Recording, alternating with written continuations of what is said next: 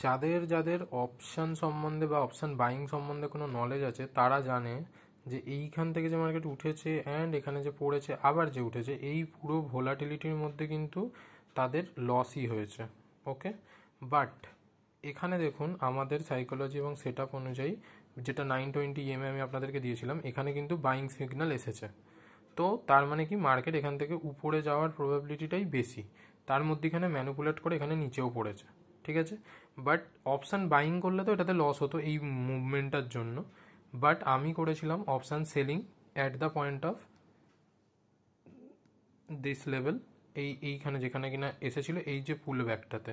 ঠিক আছে, এবং তারপরে দেখুন আমার পজিশনের কি অবস্থা, সেটা হচ্ছে দিস, এইটা হচ্ছে আমার পজিশন, যেখানে কিনা আমি অলরেডি শর্ট করে দিয়েছিলাম, যেটাতে আমার এখনও 1000 টাকা প্রফিট চলছে এবং প্রায় আমার টার্গেটের কাছাকাছিও এসে গেছে। ঠিক আছে, তো এই ছিল আমাদের option selling. Option selling is very interesting things. আমি আপনাদেরকে ডিটেলসে বলবো, যদি আপনারা চান তো আমাকে কমেন্ট করে দিন মেসেজে নিচে।